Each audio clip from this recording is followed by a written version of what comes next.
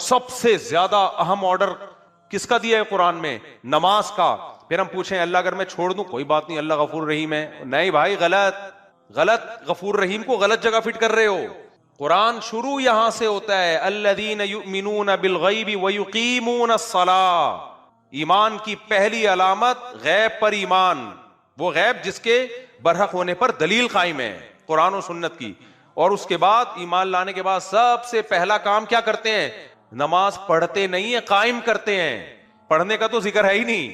قائم کا مطلب جماعت سے پورے خشوع و خضوع کے ساتھ، ٹرخانے والا کام نہیں. جو پڑھنے والے وہ بھی ہر آدمی اخپل طریقے سے پڑھ رہا ہے. اخپل طریقہ ہے ہر آدمی کا، میں کوئی ادھر پڑھ رہا ہے کوئی ادھر پڑھ رہا ہے. مسجد کی جماعت ہے بھائی، یہ مسجد کس سلسلے میں بنی ہے؟ فجر کی نماز میں آپ دیکھ لو کتنے نمازی ہوتے ہیں. ابھی جمعے میں جتنے نمازی ہیں، فجر میں بھی اصولی طور پر اتنے ہی ہونے چاہیے نا. لیکن آپ ان سب نماز سے پوچھو اللہ بہت غفور اور رحیم ہے، تو بھائی اللہ نے پھر فجر فرض کیوں کی ہے؟ اللہ نفل.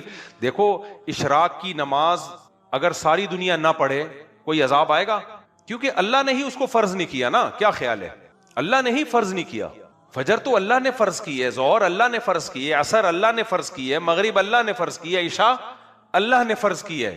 اس میں کیسے یہ ممکن ہے کہ آپ چھوڑ دو بھائی؟ ابو مسعود رضی اللہ تعالیٰ عنہ یا عبداللہ ابن مسعود صحابی کے نام میں مجھے تھوڑا سا تردد ہو رہا ہے، ان کی صحیح بخاری مسلم کی حدیث ہے. وہ کہتے ہیں ہم نبی کے دور میں کسی عمل کوئی گناہ اگر ہو جائے نا، اس کے بارے میں یہ نہیں سمجھتے تھے کہ اس گناہ کے کرنے سے انسان کافر ہو جاتا ہے، لیکن نماز چھوڑنے والے کو ہم یہ سمجھتے تھے یہ اسلام سے کیا ہے؟ خارج. کیونکہ کسی مسلمان کی یہ مجال نہیں تھی کہ وہ نماز چھوڑ دے. اب اس حدیث کی تشریح میں وہی بات ہے نا، حدیث کی تشریحات میں اختلاف ہوتا ہے. عبداللہ بن مسعود یا ابو مسعود رضی اللہ عنہ، ان کی حدیث سمجھ میں آئی؟ بخاری مسلم کی حدیث. وہ کہتے ہیں دیکھو اس میں فقہا کا اختلاف ہے کہ کسی گناہ کو کرنے سے کافر ہوتا ہے کہ نہیں ہوتا. تو جمہور علماء کہتے ہیں گناہ کوئی بھی کر لو اس سے انسان کافر نہیں ہوتا، گنہگار ہوتا ہے. کیونکہ کفر کا تعلق عقیدے سے ہے، عمل سے نہیں ہے. کوئی زنا کر لے، اللہ نہ کرے، شراب پی لے، چوری کر لے، تو اس سے گنہگار تو ہوگا، اسلام سے خارج نہیں ہوگا.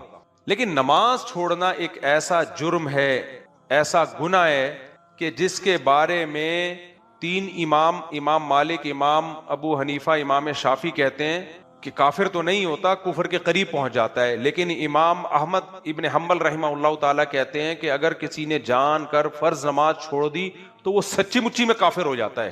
سمجھ میں آ رہی ہے بات کہ نہیں آ رہی ہے؟ وہ سچی مچی میں کیا ہو جاتا ہے؟ تبھی آپ نے عرب کو دیکھا ہوگا، وہ کچھ بھی ہو نماز نہیں قضا کرتے، نماز نہیں قضا کرتے. وہ وجہ اس کی وہ تو اسلام سے ہی نکل جائیں گے ہم. اور اسلام سے نکلنے کا مقصد کیا ہے؟ نکاح بھی ٹوٹ گیا. اگر آپ نے حج کیا تھا تو وہ حج بھی کیا ہو گیا؟ ضائع. اور اگر آپ بغیر توبہ کے مر گئے تو سعودیہ کے شیخ بن باز رحمہ اللہ تعالیٰ کا فتویٰ ہے کہ بغیر توبہ کے مر گیا تو مسلمانوں کے قبرستان میں اسے دفن بھی نہیں کیا جائے گا. یہ مطلب ہے اس کا نماز چھوڑنے کا. سمجھ رہے ہو؟ رفیع بھائی کو اشکال ہو رہا ہے، پھر بچے رفیع بھائی ایک دم بچوں پہ آ جاتے ہیں کہ پھر بچے کیا پیدا ہو رہے ہیں. خیر تو امام احمد بن حنبل کی دلیل بھی کمزور نہیں ہے. وہ دلیل میں یہی حدیث پیش کرتے ہیں جو میں نے بخاری مسلم کی حدیث پیش کی. صحابی رسول کہتے ہیں کہ ہم نبی کے دور میں کسی گناہ کے بارے میں یہ نہیں سمجھتے تھے کہ اس گناہ کو کرنے سے انسان کافر ہو جاتا ہے، گناہگار ہوتا ہے، وہ کافر نہیں ہوتا. لیکن نماز چھوڑنے والے کے بارے میں ہم یہ سمجھتے تھے یہ کیا ہے؟ کافر. باقی تینوں ائمہ کی طرف سے جو اس کا جواب دیا جاتا ہے اس حدیث کا وہ یہ ہے کہ بھائی چونکہ اس زمانے میں کافر ہی نماز چھوڑتا تھا، مسلمان کے بارے میں تصور نہیں تھا، تو اس لیے جو نہیں آ رہا ہے اس کا مطلب تھا وہ کافر ہے. تو یہ تو انہوں نے زمانہ ہی نہیں دیکھا تھا نا کہ مسلمان بھی ہو اور نماز بھی نہیں پڑھ رہا. یہ تو وہ ان کے ذہن میں تصور ہی نہیں تھا کہ مسلمان ہو کے بھی کوئی نماز چھوڑے. تو راجح بات یہی ہے کہ نماز چھوڑنے سے انسان کافر نہیں ہوتا. لیکن اس سے یہ تو پتہ چلتا ہے کہ صحابہ کی نظر میں اسلام کی جو سب سے بڑی علامت تھی وہ کیا تھی؟ نماز. مسجد میں آ رہا ہے نہیں آ رہا ہے تو مسلمان ہے، نہیں آ رہا ہے اس کا مطلب مرتد ہو گیا. یہ وہ واقعی اس کو مسلمانوں کے قبرستان میں دفن نہیں کرتے. وہ سمجھتے تھے کہ یہ تو کافر، مسلمان ہوتا تو آتا نا. لیکن آپ سارے بے نمازیوں سے پوچھو، کہتے ہیں اللہ بہت غفور رحیم ہے، اللہ معاف کرنے والا ہے، اللہ مغفرت کر دے گا. اس کا مطلب یہ تو اللہ کا ایک طرح سے معاذ اللہ کے حکام کا مذاق اڑانا ہو گیا. کیا خیال ہے؟ مذاق اڑانا ہو گیا کہ نہیں ہو گیا؟ وہ کہہ رہا ہے درجنوں جگہوں پہ علامات بیان کر رہا ہے مومن نماز قضا نہیں کرتا. میدان جنگ میں نماز قضا کرنے کی اجازت نہیں دی، میدان جنگ میں نماز قضا کرنے کی اجازت نہیں. اس سے بڑی کوئی ضرورت ہو سکتی ہے؟ سفر میں اجازت نہیں دی ہے، 2 کر دی 4 کی، چلو 2 پڑھ لو. یہ 2 اس لیے دیے کہ قضا نہ کرو. سفر میں دیکھ رہا ہوں تو لوگ چھوڑ کے سفر ہے بھائی، سفر میں چلتا ہے، چلتا ہوتا تو اللہ 4 کی 2 نہ کرتا نا، اللہ کہتا ہے 4 پڑھو، نہیں پڑھی جائیں تو چھوڑ دینا۔ تبھی سفر میں سنت مؤکدہ نہیں رہتی، 4 کی 2 نہیں ہوتی سفر میں۔ کیوں؟ سنت مؤکدہ کا تعلق اس سے ہے کہ پڑھنا مشکل ہے کہ نہیں ہے، تو اگر سفر میں مشکل ہے تو پوری چھوڑ دو، نہیں مشکل ہے تو پھر پوری پڑھو۔ اس کا تعلق سفر سے نہیں ہے، اس کا تعلق ہے کہ پڑھنا مشکل ہے یا نہیں ہے۔ بعض دفعہ ایئرپورٹ پہ آپ وہ جہاز نکل رہا ہے یا ٹرین نکلنے والی ہے تو آپ چھوڑ دو سنت مؤکدہ، لیکن کہیں اسٹے کیا ہوا ہے آپ نے 10 دن تو ہو تو سفر میں، لیکن علماء لکھتے ہیں پھر وہاں سنت مؤکدہ پڑھنی پڑے گی آپ کو۔ نبی سے جو سنتیں یا صحابہ سے جو سنتیں چھوڑنا سفر میں ثابت ہے وہ ٹریولنگ کے دوران، کیونکہ اس میں مشقت ہوتی ہے۔ اب لوگ کیا کر رہے ہوتے ہیں، 10 دن کہیں جا کے اسٹے کیا ہوا ہے، وہاں بھی سنتیں نہیں پڑھ رہے، بھائی یہاں تو مؤکدہ ہی ہے یہاں، کیونکہ سفر سنتوں کا، اب میں فقہی اصطلاح استعمال کروں گا اس کے لیے کہ جو فرض نماز قصر کی جاتی ہے اس کا تعلق مشقت حکمیہ سے ہے، یعنی سفر سے ہے، چاہے مشقت ہو یا نہ ہو، لیکن سنت مؤکدہ کا تعلق سفر سے نہیں ہے، مشقت سے ہے۔ تو سفر میں مشقت چونکہ ہوتی ہے تو اس لیے نہیں پڑھو، لیکن کہیں اسٹے کیا ہوا ہے تو اب تھوڑی مشقت ہے۔ آپ 10 دن کے لیے چلے گئے اپنی نانی کے یہاں لاہور میں آپ اپنی نانی کے یہاں گئے ہوئے 10 دن کے لیے، بڑے آرام سے نانی کے یہاں جا کے تو انسان انجوائے کرتا ہے نا۔ ہم تو بچپن میں جب عیاشی کے لیے نانی کے یہاں ہی جایا کرتے تھے، کہتے ہیں بچہ ددیال میں پٹتا ہے، ننیال میں بگڑتا ہے، کھاتا پیتا ہے، وہاں نانیوں کی طبیعت میں رحم کا مادہ زیادہ ہوتا ہے، دادیاں تھوڑی سی الگ اسٹائل کی ہوتی ہیں۔ تو اب نانی کے آپ گئے ہوئے ہو تو اس سے زیادہ ریلیکس کبھی ہو سکتے ہو؟ تو وہاں سنتیں پڑھنی پڑیں گی، فرض تو 2 ہی پڑھیں گے کیونکہ سفر سے تعلق ہے فرائض کا۔ سنت مؤکدہ کا اس سے تعلق نہیں ہے کہ سفر ہے یا حضر، اس کا اس سے تعلق ہے کہ آپ کے لیے پڑھنا آسان ہے تو پڑھ لو، مشکل ہے تو چھوڑ دو۔ تبھی اللہ نے سنتیں 4 کی 2 نہیں کی ہیں، اس لیے کہ اس کو پوری سنتیں چھوڑنے کی آپ کو اجازت دی ہے، فرض کو چونکہ چھوڑنے کی اجازت نہیں ہے اس لیے اللہ نے 4 کی 2 کر دی ہیں کہ یہ میں نے خود تمہیں سہولت دے دی ہے تاکہ چھوڑنے کا عذر نہ رہے۔ اور سنتیں جو 4 تھی وہ 4 ہی ہیں کیونکہ چھوڑنے کا عذر ہے تمہارے پاس، اگر مشقت ہے تو چھوڑ سکتے ہو اس کو۔ تم سمجھتے ہو یا نہیں سمجھتے؟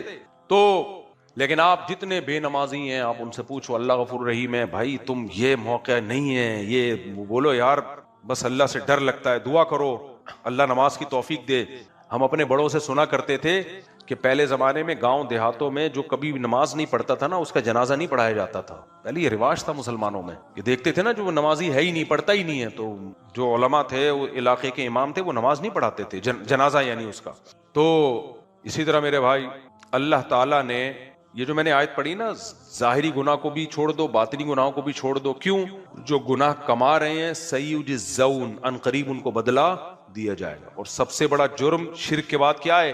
نماز قضا کرنا، نماز قضا کرنا۔ اور یہ جو قرآن کی آیت ہے کہ اے میرے بندو الذین اسرفوا علی انفسہم، جو اپنی جان پر زیادتی کر بیٹھے ہو، لا تقنطوا من رحمت اللہ، اللہ کی رحمت سے نا امید مت ہو۔ یہ ان لوگوں کے بارے میں جو توبہ کر رہے ہیں لیکن ماضی کی گناہ سوچ سوچ کے نا امید ہو رہے ہیں، جو چاہتے ہیں کہ آج ہم اپنی زندگی تبدیل کر دیں، کیونکہ اس آیت کا شان نزول یہی ہے۔ کچھ کافر آئے نبی کے پاس کہ ہم نے تو اسلام کفر میں اتنے قتل کیے، اتنی بار زنا کیا، اب ہم اسلام قبول کر لیتے ہیں تو ہمارے تو اعمال میں اتنے گناہ ہیں، اتنے قتل ہیں، ان کا کیا ہوگا؟ اس پہ اللہ نے فرمایا آج تم اسلام قبول کر رہے ہو، توبہ کر رہے ہو تو اللہ کی رحمت سے مایوس مت ہو۔ ان اللہ یغفر الذنوب جميعا، اللہ تمہارے پچھلے سارے گناہوں کو معاف کر دے گا۔ وانیبوا الی ربکم، لیکن آج کے بعد اپنے رب کی طرف متوجہ ہو جاؤ۔ اسی طرح کوئی مسلمان بھی اگر توبہ کرتا ہے، کافر اسلام نہیں لا رہا بلکہ مسلمان ہے جو گناہوں کی زندگی میں گزری، اب وہ چاہ رہا ہے یو ٹرن لے لے، پلٹ جائے، تو شیطان مایوس کرتا ہے اب کیا کرے گا بھائی، اتنے سال تو نے برائیوں میں گزار دیے۔ تو اللہ کہتے ہیں نہ، جو جب بھی اللہ کے در پہ آ جائے، اللہ کا در موت سے پہلے پہلے کھلا ہوا ہے۔ جو توبہ کر کے زندگی بدلنا چاہے اس کے لیے اللہ ارحم الراحمین بھی ہے، غفور اور رحیم بھی ہے۔ جو چاہتا ہی نہیں ہے تو میرے بھائی پھر یہ کہنا کہ اللہ معاف کر دے گا، یہ بڑی جرت اور دلیری کی بات ہے۔ اللہ نے تو نہیں کہا کہ میں معاف کر دوں گا، کوئی اللہ کا ایسا کوئی ایگریمنٹ۔ یہودی کہا کرتے تھے اپنے بارے میں، یہودی کہتے تھے ہم جہنم میں جائیں گے نہیں، اگر گئے تو تھوڑے دن کے لیے جائیں گے۔ لن تمسن النار الا ایاما معدودہ، اول تو جائیں گے نہیں، گئے تو تھوڑے دن کے لیے۔ کیوں بھائی؟ ہم تو اللہ کے ایک لاڈلے نبی موسیٰ علیہ السلام کی امتی ہیں بھائی۔ آج بھی ہمارے لوگ کیا کہتے ہیں، ہم تو محمد صلی اللہ علیہ وسلم کے امتی ہیں جن کا مقام تو موسیٰ کلیم اللہ سے بھی بلند ہے، تو ہم تو ایک اللہ کے لاڈلے نبی کے امتی ہیں، ہم تو بخشے بخشائے نا نا نا نا میرے بھائی۔ تو یہ سارے اعمال تو ہمارے لیے اللہ نے نازل کیے ہیں، تو یہودی اسی زام میں آ گئے تھے کہ ہم تو اللہ کے لاڈلے قوم ہیں، اللہ نے ہم موسیٰ بھیجے، داؤد بھیجے، سلیمان بھیجے، زکریا علیہ، یعنی جو بنی اسرائیل کے پہلے جتنے پیغمبر ہیں، جتنے پیغمبر یہودیوں میں آئے اتنے تو کسی میں نہیں آئے. تو اللہ نے فرمایا قل اتخذتم عند اللہ عہدا، تم جو کہتے ہو ہم تھوڑے اگر گئے تو تھوڑے دنوں کے لیے جائیں گے. تو اللہ نے کہا کہ اتخذتم عند اللہ عہدا، کیا اللہ نے تم سے کوئی ایگریمنٹ کیا ہے بھائی؟ آپ کہیں جاتے ہو کوئی چیز خریدنے کے لیے، آپ بولتے ہو مجھے تو تم یہ فری میں دو گے کیونکہ میں تمہارے چاچے کے پھپھے کے خالہ کا بیٹا ہوں. کہا کہ بھائی میں نے کوئی اناؤنسمنٹ کی ہوئی ہے کہ جو میرے چاچے کے پھپھے کی خالہ کا بیٹا ہوگا اس کو یہ چیز فری میں ملے گی؟ کیا خیال ہے؟ دیکھو مجھ سے لوگ ملنے کے لیے آتے ہیں، بعض دفعہ بے وقت آتے ہیں، بے وقت آ کے پھر میں بہت زیادہ ڈسٹرب ہو جاتا ہوں سارے کاموں میں. تو کہتے ہیں میں جاپان سے آیا ہوں، اتنی دور سے آیا ہوں. تو میں کیا کہتا ہوں، بھائی میں نے کہا تھا آپ جاپان سے بغیر بتائے آ جاؤ. ایک بندہ جاپان سے آیا، ایک انگلستان سے آیا، ایک امریکہ سے آیا، اور سارا دن 10 بندے بھی آ گئے تو تیرا کیا ہوگا کالیا؟ خود سوچو آپ. پھر میں ان کو کہتا ہوں میں نہیں مل سکتا، تو پھر وہ کہتے ہیں دیکھو بد اخلاق ہیں. میرے ساتھ تو یہی ہو رہا ہے، تو ٹائم لے کے آیا کرو بھائی. اچھا رفیع بھائی کہہ رہے ہیں ٹائم سے رفیع بھائی کو یاد آیا کہ ٹائم ہو گیا. ٹھیک ہے، اچھی بات ہے. تو بس جب بات کو میں سمیٹ کے ختم کرتا ہوں. دیکھو بھائی، اللہ نے قرآن میں کہہ دیا ہے زانی کی سزا دنیا میں 100 کوڑے اور پتھروں سے مار کے اگر شادی شدہ ہے تو رجم. اگر غفور الرحیم کا مطلب یہ ہوتا کہ اللہ بس ہے ہی کچھ، تو پھر چور کا ہاتھ کاٹنے کا حکم ہوتا. اتنی سخت سزا پوری دنیا میں کسی مذہب میں چور کی ہے جتنی سخت سزا اسلام کی. اسلام دے رہا ہے. کیوں؟ اسلام کو چور سے نفرت بہت. چور کے بارے میں اسلام کے دل میں ہمدردی نہیں ہے، اور چور سے نفرت نہیں ہے. اصل میں چوری کو اسلام بہت بڑا جرم سمجھتا ہے. سمجھتے ہو؟ دیکھو 2 چیزیں انسان کے کیریکٹر کو خراب کرتی ہیں. کیریکٹر کی ڈیفینیشن کیا ہے؟ زبان، آپ کی زبان، اور مالی معاملات میں خیانت. جھوٹ بولنے والا کیریکٹر لیس ہوتا ہے، اور مالی خیانت چوری ہے نا. کیا خیال ہے؟ ان 2 چیزوں سے تو انسان کے کیریکٹر کا پتہ چلتا ہے نا. تبھی امریکہ میں قانون ہے نا، صدر اگر جھوٹ بول دے تو وہ اس کو صدارت سے، وہ نہیں، وہ ایک دفعہ کیس بن گیا تھا، صدر بش پہ بنا تھا میرا خیال ہے، کلنٹن پہ بنا تھا، اس کے بارے میں کیس ہو گیا تھا اس نے جھوٹ بولا ہے. حالانکہ کوئی اتنی بڑی بات نہیں تھی، لیکن بھی امریکہ کا صدر نے جھوٹ کیسے بول دیا، اتنا بڑا کیس بن گیا تھا، وہ بڑی مصیبت میں آ گیا تھا کہ بھئی آپ صدر ہو کے جھوٹ بول رہے ہو. تو جھوٹ، نبی صلی اللہ علیہ وسلم نے فرمایا کہ سب کچھ ہو سکتا ہے، مومن جھوٹ نہیں بول سکتا، جھوٹ نہیں بول سکتا. اور دوسری چیز کیا ہے؟ پیسوں کے معاملات میں آپ 2 نمبری، کسی کا پیسہ کھا رہے ہو آپ، یہ مسلمان نہیں کر سکتا. تبھی اسلام میں چوری کی سزا کیا ہے؟ ہاتھ کاٹ دو بھائی. 1 درہم کسی کا کھایا 40 دن نماز قبول نہیں ہوگی، کیونکہ ان چیزوں کا تعلق آپ کے کیریکٹر سے ہے، کردار سے ہے. ابو سفیان جب ہرقل کے سامنے بیٹھے تھے نا زمانے جاہلیت میں، ہرقل نے سامنے بٹھایا اور ابو سفیان کے لوگوں کو پیچھے بٹھایا، اور پھر نبی کے بارے میں پوچھا. ابو سفیان کہتے ہیں خدا کی قسم میں جھوٹ بول دیتا، لیکن میں جو محمد صلی اللہ علیہ وسلم کے بارے میں پوچھا دشمنی کے باوجود میں نے سچ اس لیے بتایا کہ مجھے قوم کے بارے میں خطرہ تھا، میں واپس جاؤں گا لوگ کہیں گے کہ عرب کا سردار ہو کے جھوٹ بول کے آیا ہے. مجبوراً سچ بولا ہے میں نے کہ اپنی عزت بچانے کے لیے، ورنہ وہ جب اسلام دشمن تھا تو نبی کی تعریف کیوں کرتے؟ وہ تو مجھے سچ بولنا پڑا کہ ایسا نہ ہو کہ میں جاؤں تو واپس یہ لوگ کیا بولے ہیں عرب کا سردار ہے اور کیا کر رہا ہے، جھوٹ بول رہا ہے. تو اسلام میں میرے بھائی چور کا ہاتھ جو ہے نا، یہ چوری کو اسلام میں ہلکا جرم نہیں سمجھا گیا، چوری کو بڑا جرم سمجھا گیا ہے. تو آپ بتاؤ اگر اللہ تعالیٰ چور کے بارے میں بھی رحم والے جذبات رکھتے تو ہاتھ کاٹنے کا حکم دیتے ہیں بھائی؟ یہ جو ڈکیتیاں کرتے پھر رہے ہیں موبائل اسنیچنگ اور بندوق سے، لوگ بڑا ترس کھا رہے ہوتے ہیں، ہائے ہائے بیچارے کو موقع دو. میں کہتا ہوں نہیں، موقع دیا تو تم بڑے ظالم ہو گئے، کہ اسلام موقع نہیں دے رہا. ڈاکو کی سزا اسلام میں قرآن نے بیان کی ہے کہ چوک پہ لٹکا دو، دایاں ہاتھ اور بایاں کا پاؤں کاٹ کے اس کو. اللہ کو ترس نہیں آ رہا، اللہ کو خودکشی کرنے والے پہ ترس نہیں آ رہا. ہم لوگ ترس کھا رہے ہوتے ہیں، ہائے بیچارے نے خودکشی کر لی، ہائے بیچارے نے یہ کر لیا، ہائے بیچارے نے. اور بھائی اگر اتنا قابل ترس ہوتا تو اللہ جہنم کی آگ میں کیوں پھینکتا اس کو؟ خودکشی جرم ہے بھائی، قابل ترس نہیں ہے، کیونکہ یہ بڑھتی جا رہی ہے ہماری سوسائٹی میں. بات میں بلیک میلنگ، یہ نہیں کیا تو میں یہ کر لوں گا، کر لے بھائی تو مر جا.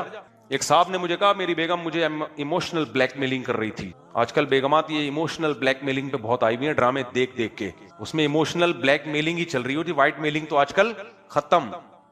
تو وہ مجھے کہنے لگی کہ اگر آپ نے یوں کیا تو پھر میں یہ کر لوں گی اور میں یہ کر لوں گی. میں نے کہا بیگم سے بولو کہ فی الحال ایڈوانس میں کر لو آپ کائنڈلی، کیونکہ اس طرح کی بلیک میلنگ میں اگر بندہ آ گیا نا وہ کسی کام کا نہیں رہتا.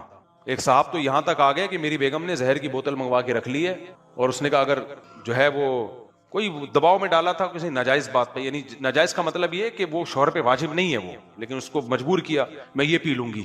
اور کہہ رہے لا کے رکھ لی ہے. میں نے کہا بھائی اس کو طلاق دے کے فارغ کر دے, یہ تیرے گلے پڑے گی. الٹے الٹے مشورے بھی کبھی کبھار میں دیتا ہوں.